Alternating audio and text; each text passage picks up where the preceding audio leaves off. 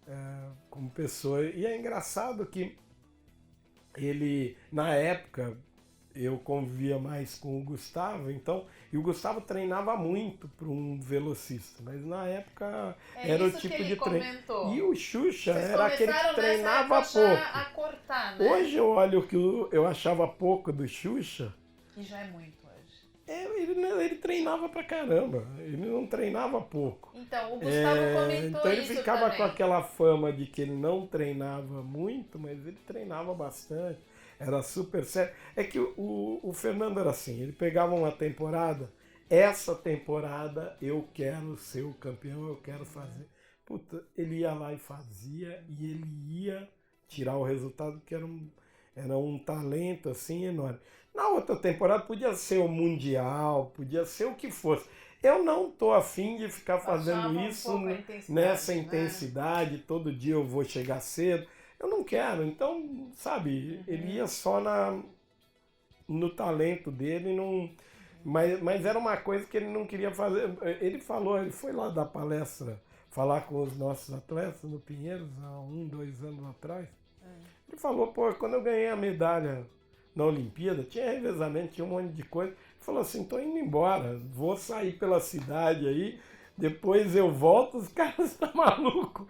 Tem um monte de coisa para fazer aqui. Ele falou assim, eu estava num estado de êxtase, de ter chegado onde eu tinha sonhado.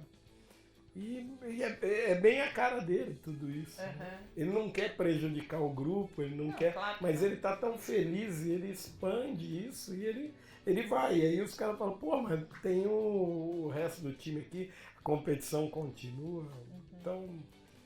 Mas ele não deixava ninguém na mão. Não, eu sei, mas não. Era o jeito dele. Não, eu senti que existia muito carinho envolvido ali, um falando do outro e das histórias que aconteceram. E aí você falou num assunto agora que ele também comentou e me chamou a atenção, do volume de treino para velocistas, né? Que foi nessa época de 2000 mais ou menos, que na Europa, nem nos Estados Unidos, né, que começaram a diminuir um pouco o volume de treinamentos. E aí, que você sempre teve muito aberto a inovações, que você sempre teve muito aberto a provar, como você mesmo já falou, vamos testar para ver se dá certo, e que começaram a diminuir um pouco, né, o volume de treinos. A gente diminuiu muito, né? O Gustavo até falava assim, pô, eu servi de cobaia, deu certo com a Flávia e com o Cielo. E pra mim, já não... É que o Gustavo, ele tinha uma coisa, ele vinha de 10 anos morando nos Estados Unidos. Nos Estados Unidos, até aquele momento, todos os treinadores, ou praticamente todos, eram aquele old school, que era um volume bem grande. O treinador dele, que é o treinador do Caleb Dressel, que é o Greg Troy, é o maior nadador da atualidade, é velocista aí, quase batendo o recorde do Cielo, e ele tem um volume, um jeito de trabalhar com um volume mais alto. Continua, não como era antes, mas continua. E a gente olhava e falava, poxa, mas no atletismo os caras, eles fazem o educativo, aquece e dá os estímulos da prova, corrige ali e pronto. Ele não treina, não fica 5.000 metros correndo em volta da pista, fazendo um monte de coisa. Não, ele faz muito detalhe técnico e depois dá os sprints que ele precisa ali e pronto. É isso que eles fazem. Posso estar falando uma besteira aqui, mas é bem a grosso modo. Mas é mais ou menos isso que a gente tem pelo contato que a gente tem com esse pessoal da velocidade de pista. E na natação, o pessoal nadava 10 km para nadar uma prova de 50, de 100, 10 km por sessão, né? Então, a gente começou a estudar e aí é que o PC... Na verdade, começou assim. A gente tinha um amigo, Orlando Mocagata, um treinador muito bom argentino, e o Pinheiros contratava o nadador dele, que era o José Meolans, que era o cara jovem que vinha na sombra do Gustavo cutucando o Gustavo. Ele comentou dessa prova do Meolans. Esse argentino agora vai vir aqui, eu tô treinando o Gustavo, vai vir o argentino e ganhar dele mais novo. Falei, eu não quero perder para o argentino, né? Eu adoro os argentinos. Falei, a rivalidade no esporte, né? Eu falei assim, não, vamos... E a gente sentava, vinha no campeonato, e o argentino ganhando do Gustavo, né? Não teve jeito. E a gente conversando com o Orlando, eu falando... E o Orlando ficava, não, porque agora eu vou fazer a periodização soviética, agora eu vou fazer a periodização francesa, agora... E eu lá com a minha periodização sempre as mesmas, né? E o cara falando de periodização japonesa, periodização... E aí trabalho com peso livre, todo mundo só trabalhava com máquina. Eu falei, pô, Orlando, o que você está fazendo? Como é que é o trabalho? Ele pegou, foi interessante porque ele pegou um livro que até ele trazia sempre. Ele falou assim, leia esse livro. Ele não me deu, ele não me disse o que ele fazia. Ele falava meio assim, mas não me escreveu nada. E eu e o PC, a gente leu o livro. E o PC pegou e falou, bom, pegou toda a parte do que o Verkhoshansky escreveu e o que ele escrevia era muito para outros esportes, não era para esporte de água. E a gente foi adaptando em cima desse treinamento em bloco, com base no que era publicado pelo Verkhoshansky, e a gente foi colocando. Então o trabalho era de força dentro e fora d'água e transformar isso com a parte técnica num aproveitamento para um deslocamento mais eficiente. Então a gente fazia teste de força na água e no ginásio. Eu tinha na época o Nicolas Santos, que era bem forte, o Jader Souza, que era um negão gigante, e o Cielo, que era um garoto magrinho. E na academia, a evolução dos outros, de tudo, de medida, de circunferência, de carga, de jogar peso para cima, os outros estavam subindo mais. E o César era menos. Mas na hora de transferir para a água, o César era o que aplicava mais força dentro da água. Então a gente começou a ver que o que a gente começou a fazer? Aquele cara que era mais pesado, a gente começou a diminuir o estímulo fora d'água e trabalhar melhor a técnica e os processos de sensibilidade para transferência na água. E o César, a gente podia trabalhar mais na parte fora d'água, sem perder essa qualidade que ele tinha de transformar aquela energia em propulsão, né? Foi meio que estudando, e com esse grupo de atletas aí, a gente começou a fazer o trabalho e foi uma quebra de paradigma, na verdade, né? Para o momento, para a época, né? Com certeza era totalmente diferente do trabalho que todo mundo fazia no Brasil. Ninguém fazia nada parecido. E hoje eu posso dizer, até com orgulho, que a maioria, grande parte dos treinadores que hoje influenciam nas suas equipes ou nos seus atletas, ou foram meus atletas e carregam um pouco do jeito deles, lógico, né? Mas acho que tudo partiu daí, partiu dessa mudança e do que a gente criou naquele momento. Estamos falando quando que é essa época aí? Foi 2002, 2003. Aí o PC estava em São Paulo fazendo um trabalho de mestrado. Ele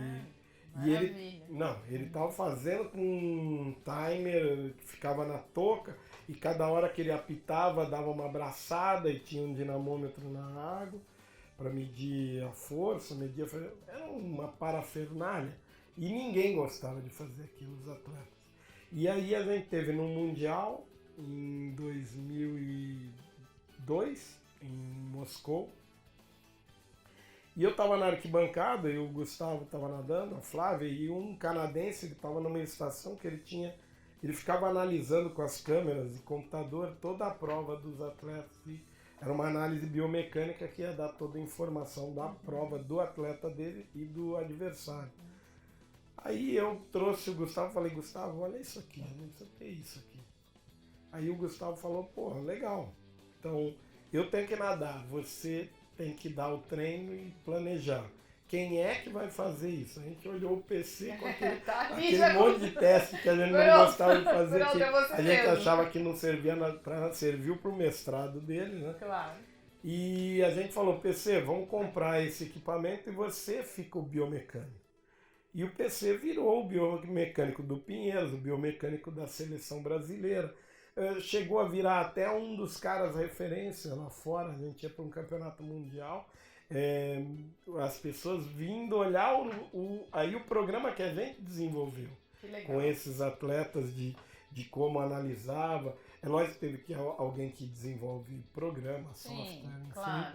para ajudar, mas a alimentação, onde você quer ir, onde você quer chegar. Então, na época ninguém tinha câmera, ninguém tinha biomecânico, ninguém tinha computador, ninguém. Estou dizendo usando na borda da piscina, né? O que a gente tem hoje de tecnologia para a época que vocês tinham era algo fora da curva. Não, né? já existia, a gente colocou só no uso diário e na competição.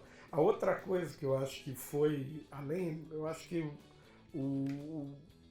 o centro é o desenvolvimento da metodologia, mas a gente começou a usar os profissionais que vários lugares, até nos Estados Unidos, eles têm, nas universidades, eles têm biomecânico, eles têm nutricionista, eles têm preparação física.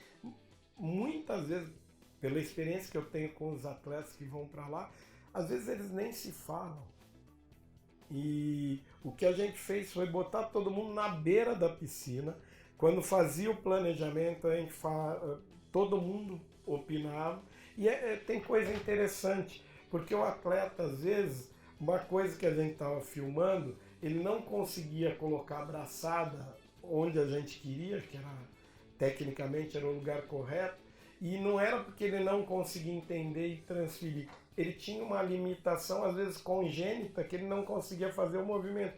E aí o fisioterapeuta já via aquilo e falava assim, eu vou começar a trabalhar isso. O preparador físico trabalhava naquilo também. Então, são coisas... A evolução é muito mais rápida. A gente pôs todo mundo trabalhando. Médico já tinha. A gente pegou o médico e começou. Cada quebra de bloco da fase de treino, a gente fazia um exame de sangue para ver o efeito do treinamento no grupo. Se o grupo alguém estava cansado demais, os indicadores estavam mostrando que aquilo foi demais, então dá uma segurada. Para outros não fez tanto efeito, então a gente começou a especializar para cada um. O ácido lático a gente usava também, mas quando a gente entrou nessa metodologia, a gente limitou bastante o uso do ácido lático. No começo, eu usava os testes de lactato para determinar a velocidade entre o limiar aeróbico e anaeróbico, né? Então, a base do treino era isso. A base do meu treino na metodologia que a gente criou não é mais isso. A gente não trabalha em cima do limiar para os atletas velocistas. Então, eu só uso o lactato para ver como ele terminou uma série, muito mais para ver a recuperação dele. Então, o cara chegou num estresse, provocou um lactato X, aí eu faço um tipo de treino ou alguma coisa que eu faço fora, depois de um certo tempo, 10 minutos, 15 minutos, quanto ele recuperou. Sim. Então era para ver se a minha recuperação estava eficiente. Para mim era mais importante, era isso que eu usava aí o lactato até hoje, né, dessa época para cá. Então é bem diferente do que a gente fazia. Demorou um tempo até para a gente desvincular a nossa cabeça do que tinha. Mas quando trabalhamos com lactato, você vê como era uma coisa de querer aprender e de querer fazer o melhor. O cara mais graúdo de lactato aplicado com natação era o Jan Olbrecht. Era um holandês, ele fazia todo o monitoramento do Peter van den Hoogenband, campeão olímpico, tinha trabalhado com a Ingrid Bruin, também campeã olímpica, todos eles de 50 a 100 ou 50 a 100 e 200. E o Hogenband era adversário do Gustavo. E eu fui até a Holanda conhecer o Jan Ulbricht, fazer teste com ele. Eu vinha para o Brasil, eu vi ele fazendo, eu vi desde como ele manipulava, de como ele fazia, como ele analisava. O analisar, que é o mais difícil, né? Você precisa ter mais conhecimento. E aí do Brasil, eu seguia o mesmo modelo que ele fazia o teste, mandava para ele por fax, ou na época que tinha, ligava para ele, ele pegava e interpretava, ele falava, o treino, esse aqui você treina nessa velocidade, esse outro. Fiz muito com a Flávia e com o Gustavo isso. Então, tudo quando eu queria aprender ou ter alguém para me ajudar, ou eu ia buscar alguém querendo... por exemplo, o PC era um cara que ele estava buscando a mesma coisa que eu, só que na área de força, na área de... o doutorado dele é a nossa metodologia de trabalho. Né? Então, e o Paulinho, que era a pessoa que mais entende de força até então no Brasil, hoje ele aposentou da vida acadêmica da Unicamp, ele ficou maluco, porque ele falou assim, normalmente esse pessoal, quando escreve um livro, um artigo, ele faz isso com atletas, às vezes de categoria, né? E a gente estava aplicando isso num cara com 4 medalhas olímpicas, né? Então, e nessa garotada... Muita responsabilidade. Então, eu não senti nem um pouco a responsabilidade. Porque você acreditava, né? Eu sabia fazia, que você estava falava... talvez eu não soubesse muito, mas eu acreditava que ia dar certo. Todo ano a gente sempre colheu alguma coisa boa. Mas até dominar mesmo, até eu não precisar fazer teste nenhum, é só olhar o atleta e eu saber se eu tenho que dar mais ou menos, ou tenho que deixar ele descansando em casa. Isso hoje é assim? Porque tem atleta que às vezes vê você vindo falar comigo e quer me passar quer me dar um feedback. E às vezes ele mesmo não sabe o que ele está sentindo. Eu acho que ele também tem um processo de aprender com o corpo dele e com o meu tipo de treino. Então, nem sempre eu vou ouvir o atleta. Eu vou... agora, cada fase do treino, eu tenho uma coisa que eu espero dele. Se começa a fugir um pouco daquilo ali, eu aí vou desacelerando com ou acelerando mais. Precisam, né? Mas é bem hoje no que eu conheço do atleta e na sensibilidade que eu tenho, já de ter replicado esse programa tantas vezes. Então, com uma coisa meio que natural para mim. Né? Entendi. Claro, tantos anos de experiência, né? A experiência conta mais do que qualquer outra coisa. Falando de experiência, né? 4 Olimpíadas, é isso? 4 Olimpíadas. Essa é a quinta? Vai ser a quinta? Espero que seja. Vai ser a quinta Olimpíada. O que você pensa fazer depois dessa Olimpíada? Você tem algum plano, alguma coisa? Bom, primeiro eu acho que a gente vai ficando mais velho, fica mais sábio e também mais rabugento. Né? Então, tem aquelas coisas que você fez a tua vida toda, então não é quando você é jovem uma coisa te incomoda, você não gosta, ou você acha que não gosta. Agora, quando você não gosta de uma coisa, é muito difícil você continuar fazendo aquilo lá. Então, eu adoro trabalhar com natação, eu adoro preparar os atletas, pode ser no nível alto rendimento ou colocar ele para o alto rendimento, eu acho que são coisas que eu gosto bastante. Se eu puder fazer isso equilibrando um pouco com aproveitar um pouco, né, a vida, eventualmente, ou dividir alguns sábados, de eu ter um sábado, né? Então, vida 38 pessoal, anos que eu não tenho um sábado livre, um feriado, você não emenda. Então, se eu conseguir conciliar isso, eu acho que seria... É o que eu vejo ainda trabalhando bastante tempo, ainda tenho motivação e ainda tenho o que fazer dentro da natação.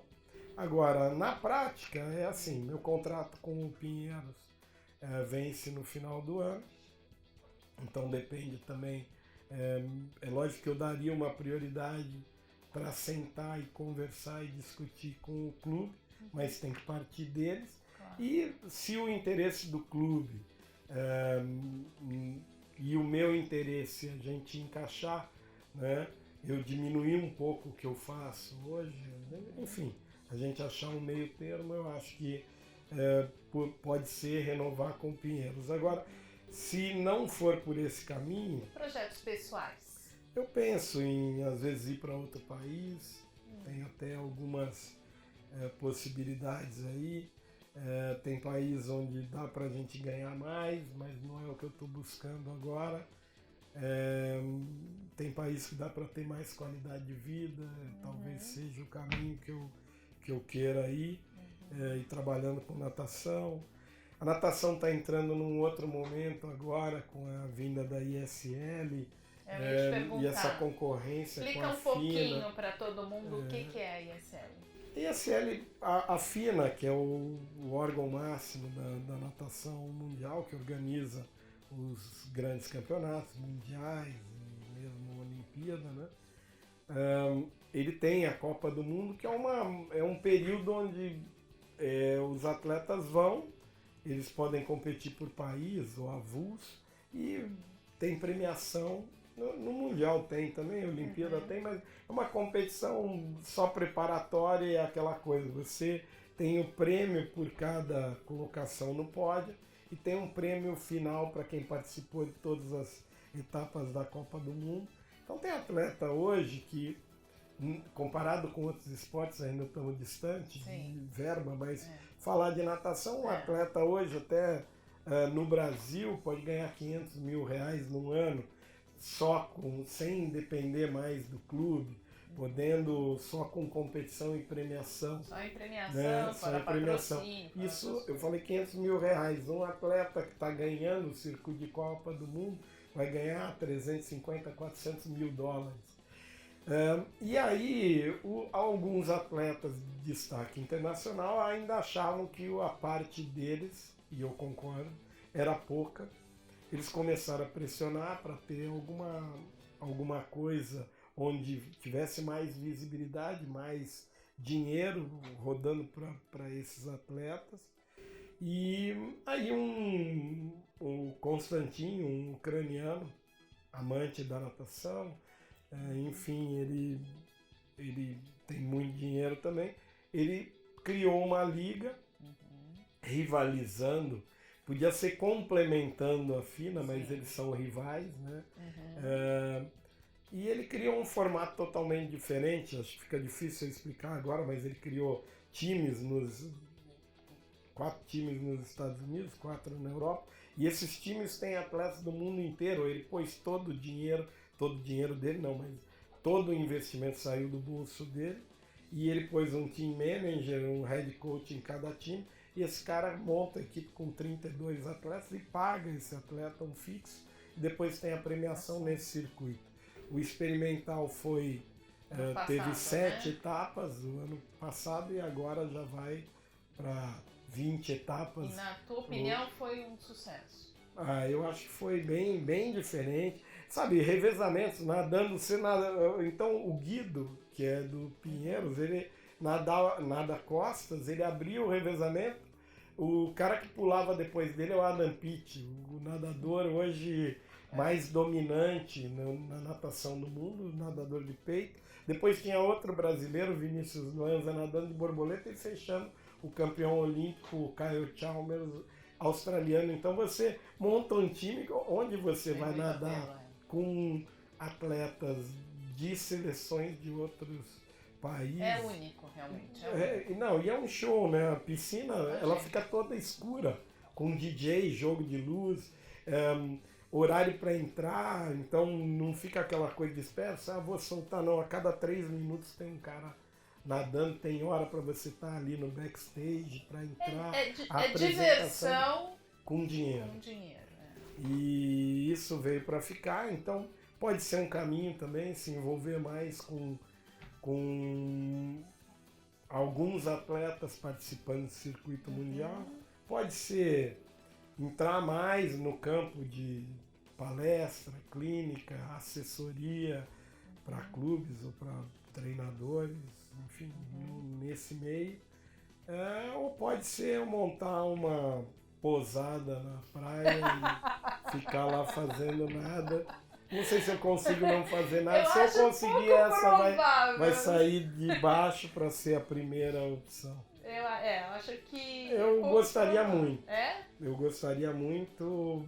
Eu acho que se eu conciliasse a parte de dar palestra e coisas assim, morar na praia, eu acho que seria para eu descontar tantos anos sem férias ou sem... Aliás, férias eu tenho, né? Mas sem um feriado, um sábado, eu acho que uma praia... Uma vida regular, mundana. Seria bom. Tem algum recado, alguma coisa que você gostaria de falar, assim, que a gente não conversou, que você acha que é importante a gente abordar? Olha, não sei, natação é tão complexo, ainda mais para mim, né, que vivi, acho que praticamente tudo dentro da natação, né? Não tem tanta coisa, eu acho assim, as pessoas, eu não saio por aí falando, ditando regra nem nada, mas todo mundo que chega para mim e vem perguntar alguma coisa, eu gosto de ajudar, gosto de falar, então gosto de mostrar o que a gente está fazendo, então eu acho que não me ocorre nada para chegar aqui e falar assim, eu quero falar isso sobre aquilo. Eu queria, sim, nesse último ciclo olímpico eu não estava nem esperando ir para a Olimpíada, eu estava esperando em ajudar meu clube, o Pinheiro, só a desenvolver mais ainda a natação lá, em revelar mais atletas e essa garotada que a gente trabalhou esses 4 anos estão chegando muito bem nesse ano olímpico. Então, o que eu quero é para esses atletas aí, eu confio muito no trabalho que a gente fez, acredito muito neles, estou bastante motivado com uma coisa que a gente construiu junto ali, talvez eles estivessem sonhando com a Olimpíada, eu naquele momento não estava, agora eu já não estou sonhando mais, já é minha realidade, é uma coisa que a gente trabalha todo dia para chegar lá e eu acredito muito em mais de uma medalha para o Brasil e tenho certeza que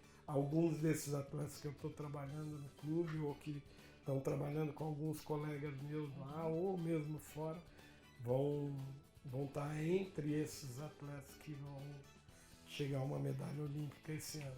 Nós vamos estar aqui na torcida, nós sabemos que o Brasil tem tudo realmente para conseguir essas medalhas. Tenho grande admiração por você, pelo seu trabalho. Não tenho a menor dúvida que novos talentos e novos campeões vão continuar aí despontando com você ou com a sua metodologia, de alguma forma você por trás, através do seu legado, não tenho dúvida nenhuma disso. Gostaria de ver você com a sua posada, mas ainda no mundo da natação seria um desperdício pra gente se você deixasse de aparecer de alguma forma, né? E agradeço imensamente a sua presença, sua disponibilidade em estar aqui.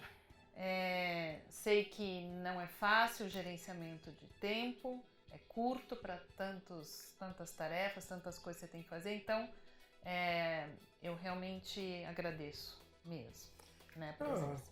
Eu que agradeço poder ter essa oportunidade de falar com você, falar com todo mundo que ama a natação, ama esporte, poder falar um pouquinho. Acho que a gente falou bem pouco, né?